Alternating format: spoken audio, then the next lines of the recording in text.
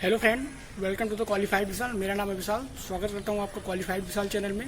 दोस्तों, इस वीडियो में मैं 3 चीज़ के बारे में बात करने वाला हूं। अगर आप ग्रुप डी एग्जाम देने वाले हो तो ये 3 चीज़ आपको किसी भी हालत में फॉलो करने हैं अगर एग्जाम क्लियर करना है तो मैं 3 चीज़ों पर बात करूंगा। मैं आपको 1 बाय 1 करके एक पॉइंट बताता हूँ। पहला मैं बात करूंगा कि किस सब्जेक्ट पे कितना फोकस करा जाए, जैसा कि मैंने थंबनेल पे भी इस चीज़ को डिस्प्ले किया हुआ है।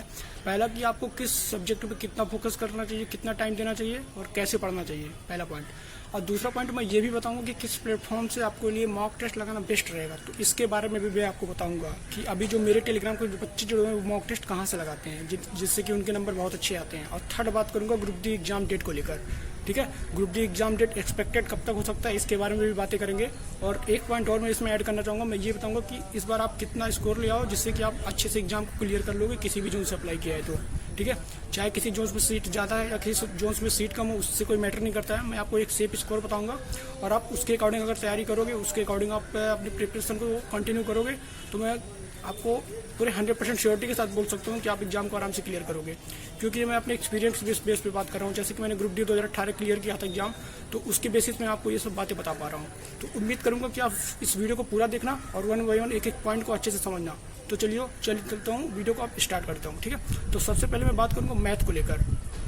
क्योंकि ठीक है, मैथ कुछ बच्चे अभी ये सोच रहे होंगे कि मैथ को इस टाइम में कैसे प्रिपेयर करें, क्योंकि आपके जो पास बचे हुए टाइम है ना, उसी में आपको मैथ हर एक सब्जेक्ट को लेकर चलना है।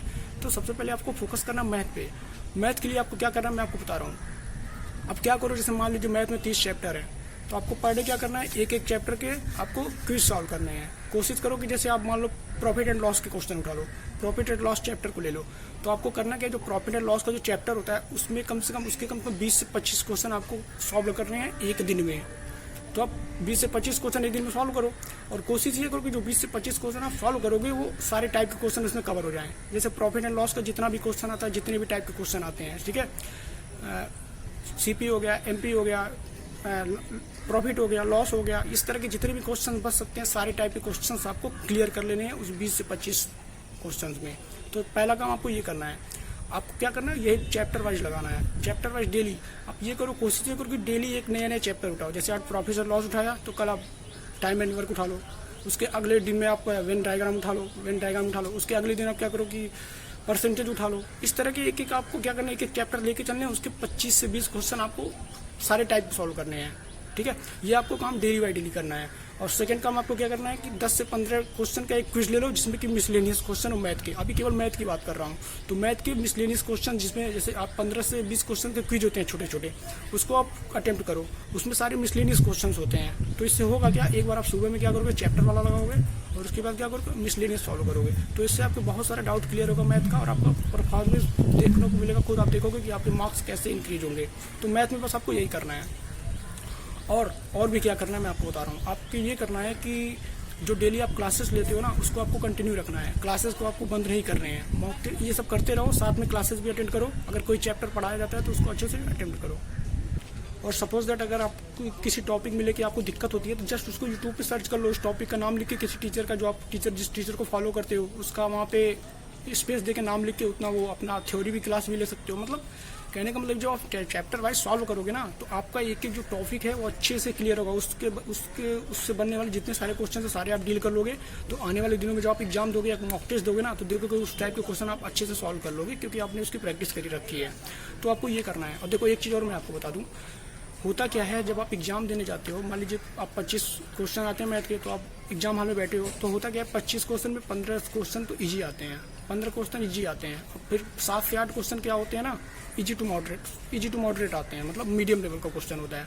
और जो लास्ट के 3-4 क्वेश्चन होते हैं ना, 22 से लेकर 25 से 21 से लेकर 25 तक, ये जो क्वेश्चन होते हैं ना, वो टफ लेवल के क्वेश्चन होते हैं। वो क्वेश्चन वही बच्चा सॉल्व कर पाता है जिसके कॉन्सेप्ट अच्छे से क्लियर हों। जो मैं बता रहा हूँ ना, जो इस तरह से प्रैक्टिस करके जाएगा ना, वो कम से कम 23 नंबर तो आराम से कर लेगा, 25 भी कर सकता है। वो डिपेंड करता है कि एग्जाम का लेवल कैसा है। ठीक है, तो एग्जाम के लेवल पे डिपेंड करता है। अगर एग्जाम का लेवल टफ आ गया तो मे बी आप 22-23 पे रह जाओ। अगर एग्जाम का लेवल ज़्यादा से मॉडरेट या इजी आ गया तो मैं गारंटी देता हूँ, अगर आप इस चीज़ को फॉलो करते हो जो मैं बताया अभी, तो आपको 25 में 25 लाने से कोई नहीं रोक पाएगा। ठीक है, और कुछ बच्चे तो ऐसे भी कमेंट करते हैं कि सर 25 में 25 तो आ ही नहीं पाएगा, आ ही नहीं सकता। भाई तो कैसे नहीं आ सकता, क्यों नहीं आ सकता?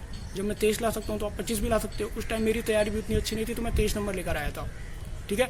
एक्चुअली होता है कि जब बच्चे छोटा टारगेट लेके चलते हैं ना तो छोटे में ही रह जाते हैं। जब बड़ा टारगेट लेके चलोगे तो थोड़े बहुत खराब भी होंगे, तब भी आप 22-23 तो आराम से आ जाएगा। अब पहले से आप 20 टारगेट लेके चलोगे कि मैं 20 करूंगा तो आपके फिर 15-16 ही रह जाएंगे। तो 25 में 25 का टारगेट लेके चलोगे तो आराम से 23-24 कर ले जाओगे, ठीक है। तो टारगेट अपना बड़ा रखो। तो अब उम्मीद करता हूँ मैथ की सारी समस्या आपकी सॉल्व हो गई होगी। अब सेकंड बात करूंगा रीजनिंग को लेकर। रीजनिंग में आपको क्या करना है, रीजनिंग में आपको चैप्टर वाइज नहीं सॉल्व करने हैं। रीजनिंग में आपको ये करो कि आप मिसलेनियस सॉल्व करो। जैसे आप 50 क्वेश्चन या 30 क्वेश्चन का एक छोटा सा पेपर उठा लो या मॉक उठा लो, सब्जेक्ट वाइज मॉक जो होते हैं सेक्शन वाइज। तो आपको रीजनिंग के मॉक टेस्ट उठा लेने हैं। 30 क्वेश्चन 35 क्वेश्चन जितनी भी आपकी कैपेबिलिटी हो, सारे टाइप के क्वेश्चन उसमें एक बार में कवर हो जाने चाहिए। तो उसमें आपको सारे टाइप के जितने भी क्वेश्चन हैं सारे आपको सॉल्व कर लेने हैं। तो इससे होगा कि जब आप सारे टाइप के क्वेश्चन एक ही बार में सॉल्व कर लोगे ना तो रीजनिंग की सारी समस्याएं आपकी खत्म हो जाएगी। इससे आपको उसमें आपको ये भी आइडिया लग जाएगा कि मेरे कौन से चैप्टर कौन से कमजोर हैं, कौन से टॉपिक में मुझे समस्या आ रही है क्वेश्चन सॉल्व करने में। जस्ट आपको उसको नोट डाउन करना है और उसको अच्छे से दोबारा से रिवाइज करके पढ़ना है उसको। आप यूट्यूब से भी पढ़ सकते हो और बुक से भी पढ़ सकते हो। अगर आपने नोट्स बना रखा है तो नोट्स से भी पढ़ सकते हो।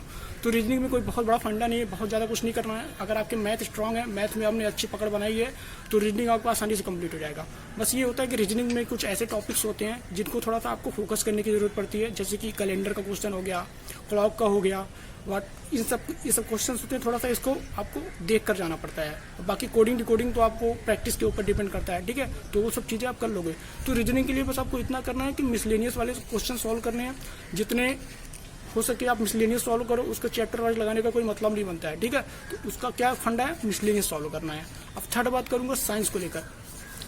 साइंस में आपको क्या करना है, आपको साइंस में ऐसे क्वेश्चन सॉल्व करने हैं जो कि ट्रिकी क्वेश्चन हो, जो कि कॉन्सेप्चुअल क्वेश्चन हो, जो कि थोड़े से बचाव क्वेश्चन हो, जिसमें कि आप अपना माथा लगा पाओ, अपना बुद्धि उसमें लगा पाओ। जस्ट आपको आसान आसान क्वेश्चन नहीं लगाने हैं यार। आसान क्वेश्चन लगाने से क्या फायदा है, वो तो सबको आते हैं, वो तो सभी कर लेंगे। आप ऐसे क्वेश्चंस की प्रैक्टिस करके जाओ जो क्वेश्चन थोड़े टफ हो, जहां से आपका बहुत सारा क्वेश्चंस बन जाए। कोई ऐसा टॉपिक उठाओ, कोई ऐसा, जैसे मान लीजिए आपने कोई न्यूमेरिकल उठा लिया तो उस न्यूमेरिकल में इतना सारा सब कुछ, मान लीजिए उस न्यूमेरिकल में ऐसे ऐसी चीज़ पूछे जैसे कोई फार्मूला हो गया, फार्मूले में आपको सेंटीमीटर को मीटर में चेंज करना हो, उसमें भी कोई ना कोई चीज़ चेंजिंग करना हो। मतलब एक कहने का मतलब कि न्यूमेरिकल में आपको बहुत सारी चीज़ अगर कवर हो रहे हैं तो उस तरह के क्वेश्चन आपको सॉल्व करने हैं। कोशिश ये करो कि जो कि डाउटेबल क्वेश्चन है ना उसको आप ज़्यादा से ज़्यादा उठाओ। जितने आप डाउटेबल क्वेश्चन सॉल्व करोगे ना उतने ही आपके कॉन्सेप्ट क्लियर होंगे और उतने ही आने वाले दिनों में आपके चांसेस है कि मार्क्स आपके बहुत ज़्यादा इंक्रीज होंगे पेपर में। तो अगर आप भागोगे डाउटेबल चीज़ों से भागोगे तो आपके लिए उससे नुकसान के अलावा कुछ नहीं मिलने वाला है। क्योंकि अगर आप आसान आसान करके जाओगे ना तो बस उतने में ही रह जाओगे, मार्क्स भी आपके बिल्कुल आसानी वाले आएंगे, बहुत बड़ा बेनिफिट आपको देखने को नहीं मिलेगा। तो मैंने आपको बता दिया साइंस के लिए क्या करना है। जस्ट आपको कॉन्सेप्ट वाले सारे क्वेश्चन सॉल्व करने हैं और आपको कोशिश ये करना है कि जितने भी डाउटेबल क्वेश्चन हो, जो न्यूमेरिकल वाले क्वेश्चन हो, उसको ज़्यादा से ज़्यादा सॉल्व करने हैं। अगर आपको न्यूमेरिकल का आइडिया लेना है कि न्यूमेरिकल कैसे पूछे जाते हैं तो आप ग्रुप डी 2018 का जो पेपर हुआ था, जो कि मैंने अपने चैनल पे अपलोड भी कर रखा है उसका पूरा पेपर, उसको जाके देख सकते हो। या अगर आपके पास प्रीवियस ईयर का बुक हो तो वहाँ से आप न्यूमेरिकल का क्वेश्चन का आइडिया लगा लो, देख लो वहाँ पे न्यूमेरिकल के क्वेश्चन किस तरह से पूछे गए थे। तो इससे होगा क्या कि आने वाले दिनों में जब भी आप दोगे ना एग्जाम तो आपको आइडिया रहेगा कि किस तरह के न्यूमेरिकल पूछे गए थे, तो आपको उसको आप अच्छे से रिवाइज करके जाओगे, ठीक है। तो न्यूमेरिकल का जस्ट आपको आइडिया लगाना है प्रीवियस ईयर से, ठीक है। तो साइंस का क्वेश्चन में आपको यही करना है जैसे कि मैंने आपको बता दिया, ठीक है। तो उम्मीद करता हूँ ये तीनों चीज़ आपके क्लियर हो गए होंगे। तो आपको दोबारा से रिपीट करूंगा, मैथ में आपको क्या करना है, आपको 20 क्वेश्चन से 25 क्वेश्चन के chapter wise daily mock test लगाने या फिर क्विज देने हैं, जैसा भी आपको अच्छा लगे, ठीक है। कम से कम एक चैप्टर का 20 से 25 क्वेश्चन होना चाहिए और उसमें सारे टाइप के क्वेश्चन जो है कवर किए होने चाहिए, ठीक है। मैथ में आपको ये करना है। और उसके बाद दोबारा आपको मैथ में क्या करना है, शाम के टाइम पे आपको क्या करना है, ठीक है, जो होता नहीं मिसलेनियस वाले क्वेश्चन जिसमें सारे क्वेश्चन मिक्स रहते हैं, उस तरह के एक छोटे से आपको क्विज लगा लेने हैं। अगर आप कोई क्लास वगैरह कर रहे हो, कोई क्लास ले रहे हो यूट्यूब पे, तो उसको रेगुलर बेसिस पे आपको लेते रहना है, उसको छोड़ना नहीं है। तो ये मैथ के लिए हो गया।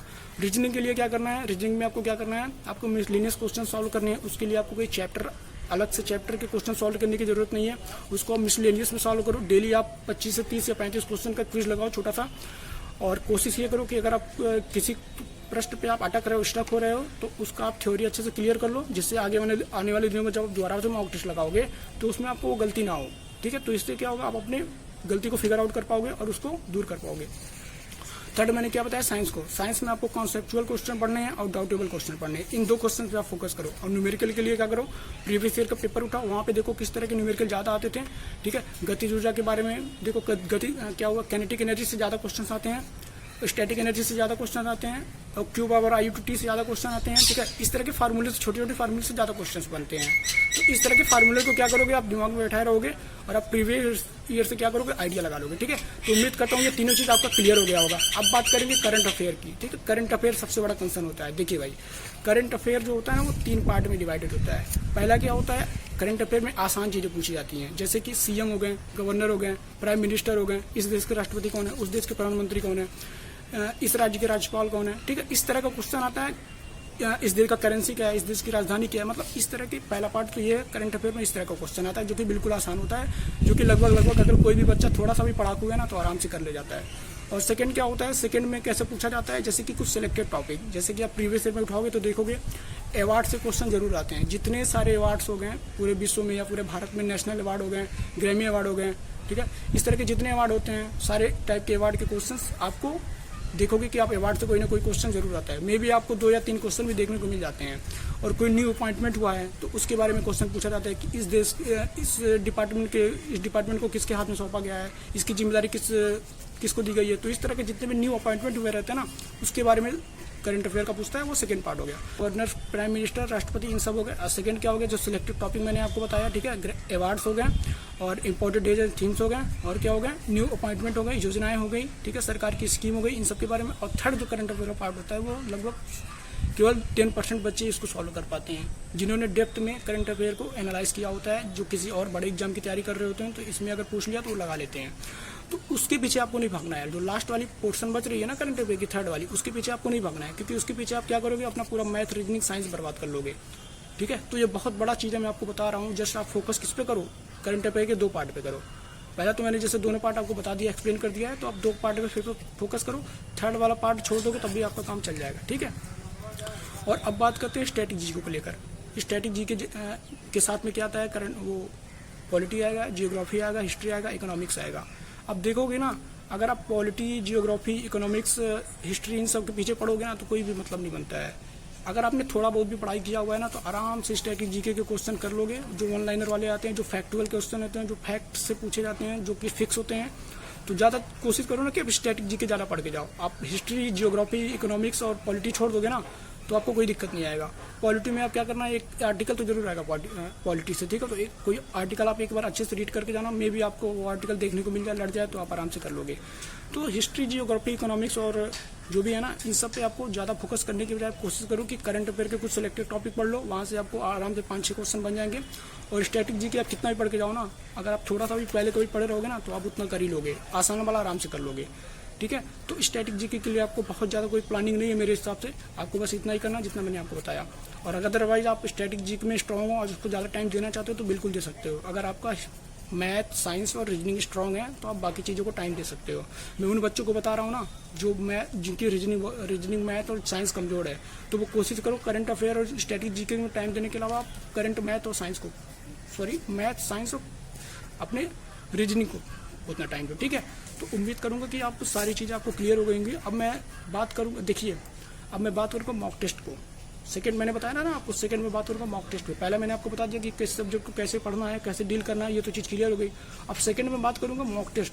मॉक टेस्ट आपको कहाँ से लगाने हैं? मॉक टेस्ट आपको लगाने हैं textbook.com से, अगर आपसे संभव हो पाए तो, क्योंकि मैं वहीं से लगाता था। और मेरे सब्सक्राइबर है, जो मेरे स्टूडेंट है, जो मेरे साथ टेलीग्राम पे अभी जुड़े हुए हैं ना, वो भी टेक्स्ट बुक से ही लगाते हैं और अपना स्कोर शेयर करते हैं। और मैं खुद इस चीज़ को प्राउड फील करता हूँ कि यार मेरे साथ जो बच्चे जुड़े हुए हैं मुझसे भी ज़्यादा नंबर लाते हैं। इनफैक्ट अगर मेरे 70-75 नंबर आते हैं तो 80-85 नंबर लाते हैं। तो ये बहुत बड़ी प्राउड मोमेंट है मेरे लिए कि मेरे साथ ऐसे स्टूडेंट जुड़े हुए हैं जिनके कि मार्क्स स्कोर बहुत अच्छे आते हैं, मेरे से भी अच्छे आते हैं, और टेक्स्ट बुक से लगाते हैं। और टेक्स्ट बुक का मॉक टेस्ट बहुत ही अच्छा होता है, ठीक है। तो मैं आपको ये सजेस्ट करूँगा कि आप टेक्स्ट बुक के मॉक टेस्ट लगाएं, वहाँ से आपको बहुत ज़्यादा बेनिफिशियल होगा, बहुत ही ज़्यादा बेनिफिट देखने को मिलेगा। और देखिए आपके साथ कभी कभी ये भी होगा, जब आप टेक्स्ट बुक से मॉक टेस्ट लगाओगे ना तो आपको कभी कभी नंबर कम आएंगे, 30-40 आएंगे, ठीक है। तो कभी कभी क्या होगा, आपके 70-80 नंबर आ जाएंगे। तो आपको वहाँ पे अगर आपके नंबर कम आ जाएं तो आपको बहुत ज़्यादा हताश नहीं होना है, क्योंकि उनका एक लेवल होता है, वो एक लेवल लेकर चलते हैं। कोचिंग वाले एक लेवल लेकर चलते हैं कि हमको इस वाले मॉक टेस्ट में ये लेवल रखना है। तो मे भी हो सकता हो कि आपका कभी कभी मॉक टेस्ट में कम नंबर आए, तो आपको कुछ भी परेशान नहीं होना है। जस्ट आपको अपने रैंक पे फोकस करना है कि आप बच्चों के साथ स्टैंड हो पा रहे हो कि नहीं, खड़े हो पा रहे हो कि नहीं, इस पर आपको फोकस करना है।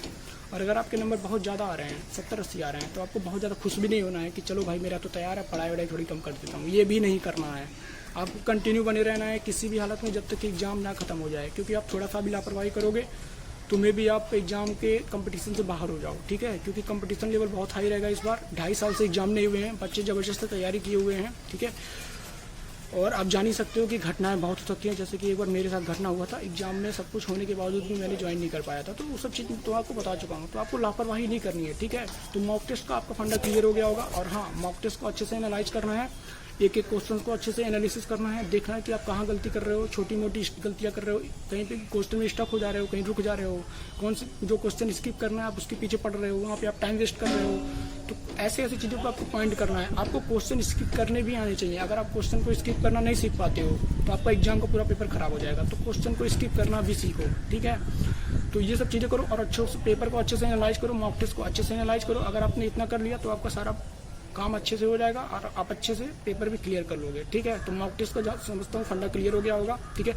और मैं कोशिश ये करूँगा कि मॉक टेस्ट पे अलग से एक वीडियो लाऊँ, विस्तार में एक वीडियो लाऊँ कि कैसे मॉक टेस्ट को अटेंड करते हैं, ठीक है। उसके बाद अटेंड करने के बाद उसको एनालिसिस कैसे करते हैं। अगर आप उस तरह से करना शुरू कर दोगे ना तो खुद ब खुद पाओगे कि आपके नंबर बहुत अच्छे बढ़ेंगे, ठीक है।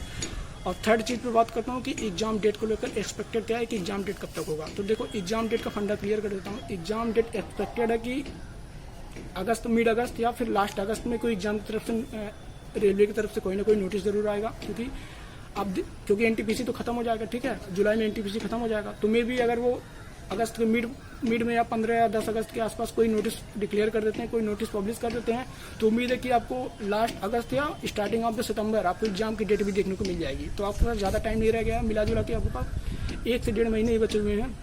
आपको इसी टाइम में जो मैंने आपको ये सारा कुछ बताया, जैसा कि प्लान मैंने बताया, इसी में आपको इन सबको कंप्लीट करना है किसी भी तरीके से, ठीक है। तो ये भी आपको एग्जाम डेट भी क्लियर हो गया, फंडा क्लियर हो गया। अब मैं बात करूंगा फोर्थ पॉइंट पे, जो कट ऑफ को लेकर है। सभी बच्चे बार बार कमेंट करते हैं कि सर मैंने दिल्ली जोन से अप्लाई किया, सर मैंने मुंबई CR रीजन से अप्लाई किया, सर मैंने अजमेर जोन से अप्लाई किया, सर मेरा इलाहाबाद जोन है इस बार। तो आप बता सकते हैं कि क्या स्कोर रह सकता है इस बार इन सब जोन्स का। तो भैया देखो, सारे जोन्स का एक ही फंडा है, एक ही क्लियर फंडा बताऊंगा, जो कि मैं पहले भी बहुत बार बता चुका हूँ। आपको अगर आप मॉक टेस्ट दे रहे हो, अगर आप पेपर लगा रहे हो, तो आपके जो रॉ मार्क्स है, जो कि काट पीट के माइनस मार्किंग हटा के सारा कुछ माइनस करके आपके कम से कम 70 या 65 नंबर तो आने ही चाहिए किसी भी सूरत में। देखो, कोलकाता जोन काफ़ी हाई जोन होता है। अगर आप कोलकाता जोन से अप्लाई किए हो, सभी बच्चे जो भी इस वीडियो को देख रहे हो, तो आपको लिख के ले लो कि आपको 70+ रॉ मार्क्स तो लाने ही है पेपर में। अगर उससे कम लाओगे तो आप फिर खतरे में हो जाओगे। मैं ये नहीं कह सकता कि आपका नहीं होगा। देखो, मैं कट ऑफ भी नहीं बता रहा हूँ, मैं एज एक्सपेक्टेड बता रहा हूँ, क्योंकि मैंने ग्रुप डी 2018 का पेपर दिया था, तो मुझे बहुत आइडिया है। और मैंने सारे जोन्स को, कट ऑफ को अच्छे से एनालाइज किया था उस टाइम। क्योंकि जब आप रिजल्ट देखते हो ना अपना, तो ये भी देखते हो कि किस जोन्स का कितना कट ऑफ गया है। मेरे जोन्स का इतना गया, तो मैं लॉ चेक कर लेता हूँ बाकी जोन्स में कितना गया। तो मैं सारे जोन्स का अच्छे से एनालाइज किया था, ठीक है। और मैं हमारे जोन की बात करें, गोरखपुर जोन की, तो हमारे जोन की जो फाइनल कट ऑफ बनी थी जनरल की, वो 78 के आसपास बनी थी। और जो ओबीसी की बनी थी वो 74 पॉइंट समथिंग के आसपास बनी थी। इस तरह के कट ऑफ बने थे।